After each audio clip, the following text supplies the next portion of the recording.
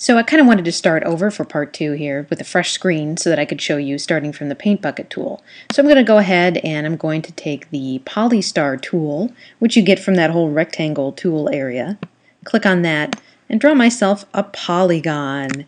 We like those. Those are fun.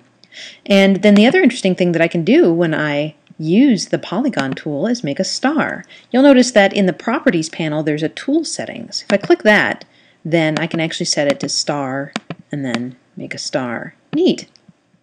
Now, if I want to use the paint bucket tool, the paint bucket tool affects the fill. So say I have these two shapes here and I want to change the color of one of them.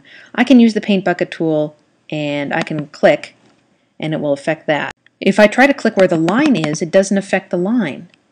Well, that's because first off, I need to change the color of the stroke. But even if I do that, it's still not working. Well, you'll notice that it has that little triangle down there, so I'm going to click and hold down, and I can choose Ink Bottle Tool. Now I can click on the line, and it affects the line of that star. You notice there's some funky stuff going on here where the outline of one shape is on the outline of another. This is because they're all on the same layer. I'll get to that in just a little bit. The next tool we have is the eyedropper tool, which allows us then to set the fill color and the stroke color from things that are already here, even if you had imported like an image and it had a specific color that you wanted. So we have the eyedropper tool. You'll notice, and this is really a little bit hard to see sometimes, that as I'm over a fill area, it has one little icon by it. As I'm over the stroke area, it goes to another little tiny icon. So if I click, notice that the fill changed. If I click here, I'll go back to it, notice that it changes to that pink. You'll notice that the other thing that happens is that after I click, it assumes that I want to fill some other area, so it immediately switches to the fill here, the ink bottle tool or the paint bucket tool. In this case, the ink bottle, because I got it from a line. So now I can click and change those colors.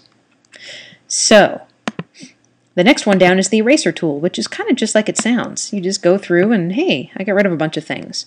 Notice it kind of screws up on the lines a little bit, so that's something to keep in mind. Sometimes you won't even want to use lines on things because of weird stuff that's going on. So the next thing here is the hand tool, which basically just lets you move the screen around. Not very useful.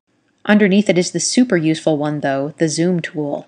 So after I click on that, I can zoom in and in pretty far, actually. Then, if you're using a Mac, you'll hold down the Option key, and you'll notice that the icon changes to a minus. If I keep the Option Alt key held down and then click, it will allow me to zoom out. I'm using the touchpad on my computer, so if you have a mouse, you would right-click, and then that would zoom out for you. You can also go ahead and click down here for Reduce. Those things are only available to you when you have the zoom tool selected, however. Typically, I just keep it on zoom in because that's usually what I want to do, and then just go ahead and hold down the Alt if I'm using the touchpad.